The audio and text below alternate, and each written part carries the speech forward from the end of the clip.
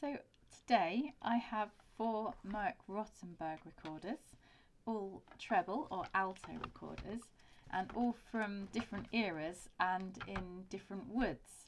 And I thought I would show them to you to show that they are all different designs. I had assumed, previously that they were designed from copying a Rottenburgh model from the Baroque period, and that then the design just stayed the same. But they have changed over the years. So if we take this first one, this is an Ebony treble with faux ivory rings. I checked, and they are simulated ivory, because this recorder dates to the late 70s, and as far as I know, it's not real, thank goodness. And I got it thumbished because obviously this recorder is nearly as old as I am, so I didn't buy it new.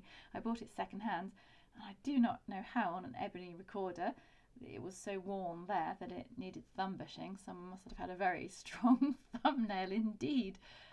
And I'm going to try and show it against this one. So this is late 70s, and this is late 80s. So I don't know if you can see that the block is a different shape in both recorders, just ever so slightly a different shape, and the windway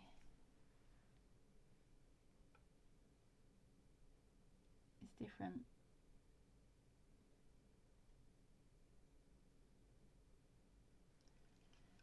Okay, and then I've got this olive wood one, which is dating from the 2000s. This is the one, this late 70s one. It comes in a black box with, I think, a green interior. This one came in a blue box, this maple one. This one came in this sort of beige coloured box, and I think it's from the 2000s. So again, if we look at these windways, compare it to the maple one, they're different again. And the shape of the recorder here is different again. Really different. And then we've got this one that's from the 2020s in tulip wood. Different. And then the windways. Different. I wonder if I take, perhaps if I take all the head joints off a moment, maybe I can hold them up to the camera a little bit better. I'm absolutely terrible at holding these things up to the camera, I know. Make a little pile of recorders. Perhaps if I get 2 in each hand. It's very difficult to do, and to hold them all up at the same angle. There we go. Not succeeding. Let's try the other way around. Need bigger hands.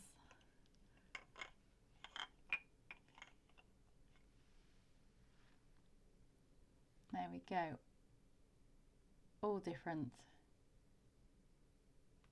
So the olive wood and the maple one are less wide sideways, I think. And the ebony one's got the chunkiest windway. So the older ones had, as far as I can see, these older ones had the largest windways.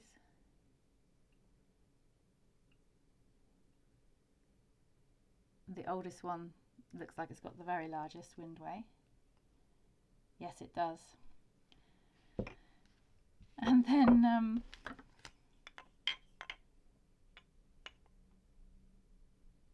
they made,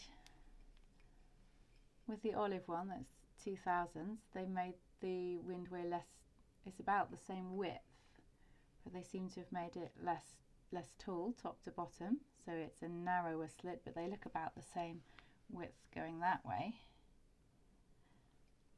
And then on this one, they've made it wider again, but also narrower again. So it's wider and narrower. I mean, that's the difference.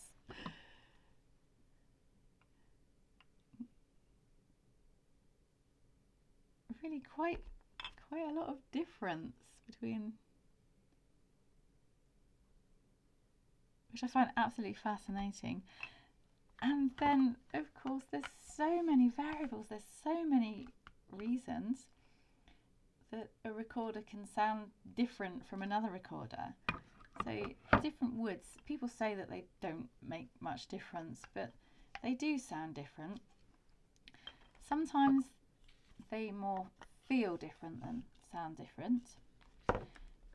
And then of course all these Moeck Rottenburgs from different eras, as I say, late 70s, late 80s, 2000s, 2020s, they're all voiced differently, and the wind waves are all different, and they behave differently. Also, because they're second hand, well, these two I got second hand, and these two I got new, but this one's been revoiced, and it did sound different after it was revoiced than before it was revoiced. So revoicing can change the sound a recorder makes as well. And then this one's quite new, so it's still finding its voice, and they develop different characters according to where they're kept, and where they're sort of played in, whether it's a hot or a cooler country, whether it's drier, whether it's wetter. And I don't know, perhaps with who's playing it, I'm not sure. You couldn't have the same recorder and get two different people to play it in. That's not possible, so we probably don't know. And how much it's been played will change the sound, and how it's treated afterwards.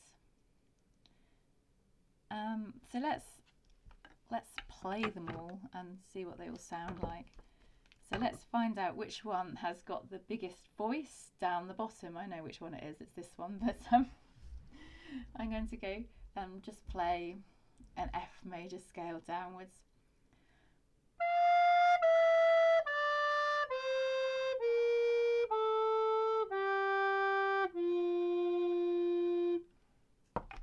And then on the next oldest one, the maple.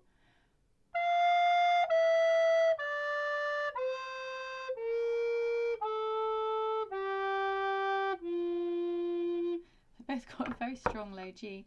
I think that's the thing about Rottenburgs.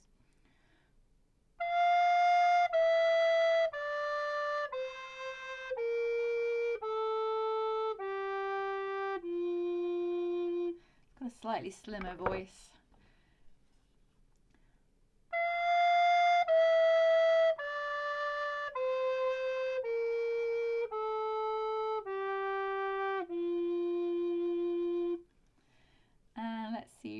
Which one is easiest to get up to top F. I'll do an F major scale again. I'll do an ascending one now.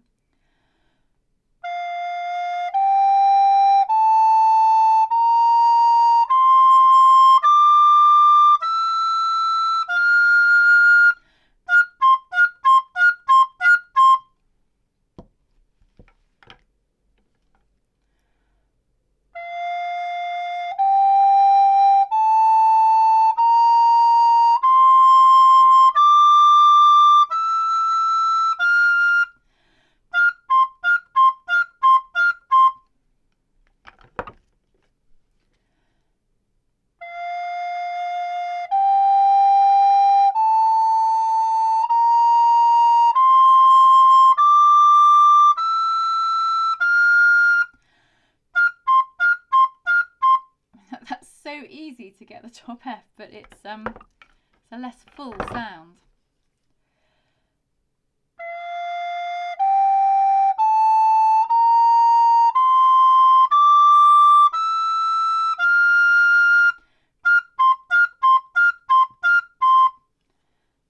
Interesting. Now I need to find some music so I can find something to play. Oh, what have I got? What have I even got to hand? I mean, I have the score recorder, but 2 to hand. I don't know why. There's a bit for treble recorders in the back. I could just play something from memory, but I'm absolutely terrible at playing things from memory. See if I can remember something from memory.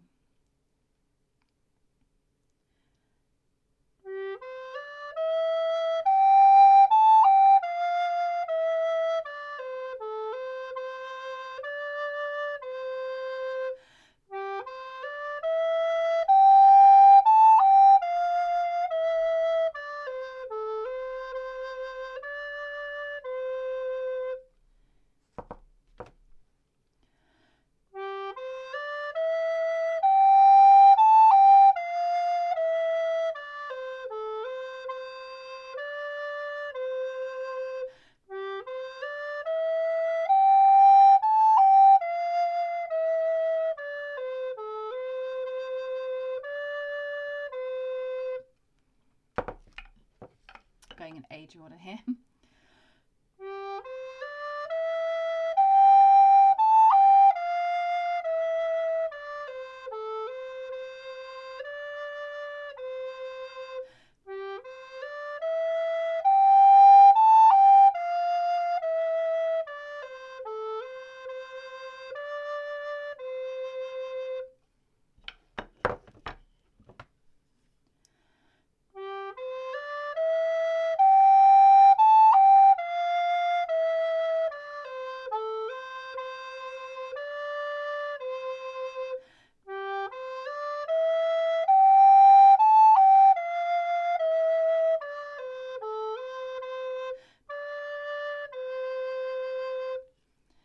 And now let's play something different. I'm going to pull up a piece that I wrote actually.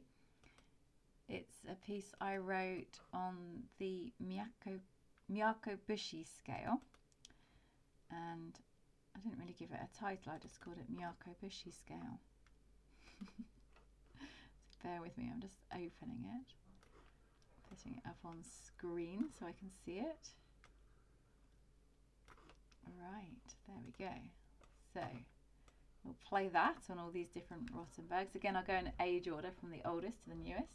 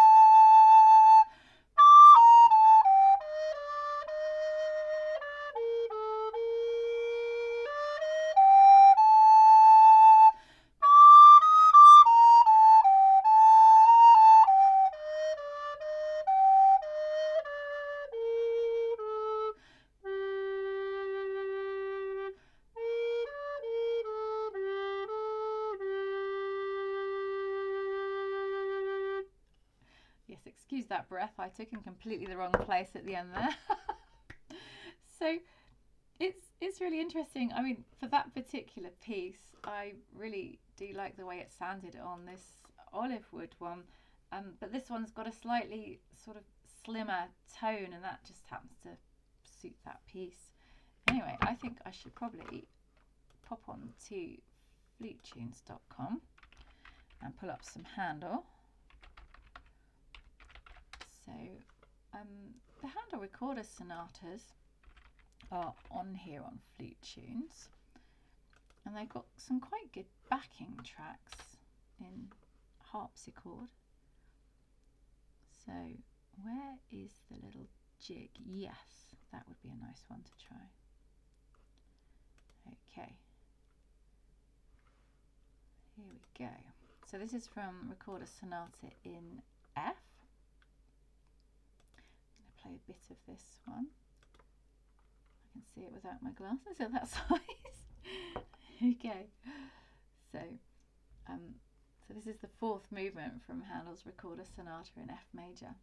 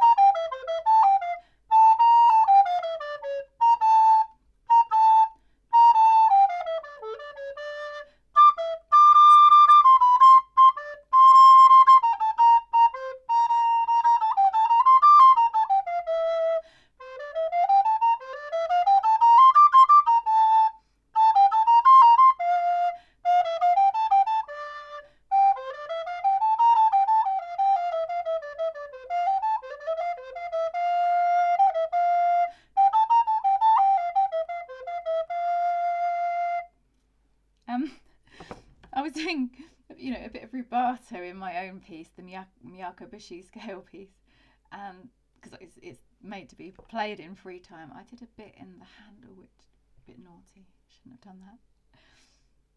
I'm not doing repeats either, because you probably don't need to listen to it twice through on every recorder.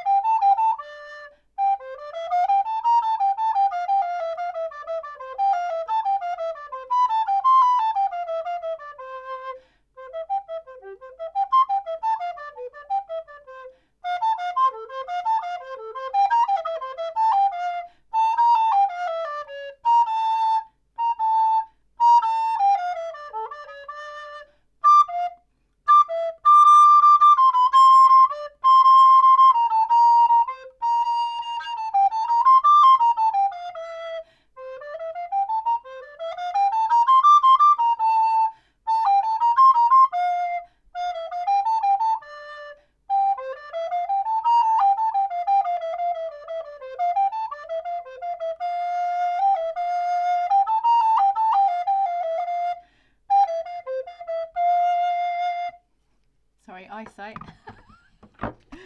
Okay, and finally back to the 2020s with Tulip Wood.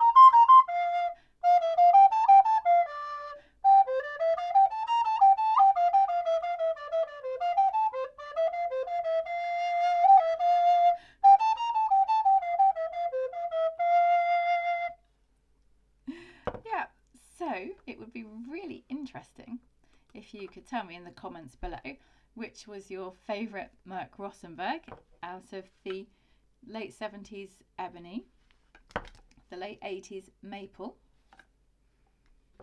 the 2000s Olive Wood, and the 2020s Tulip Wood that isn't blown in properly yet. And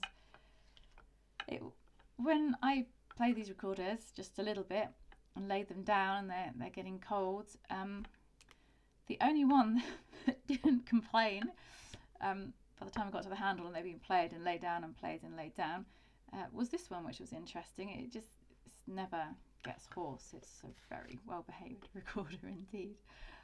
Okie dokie. I'll be interested to hear your views. Thank you.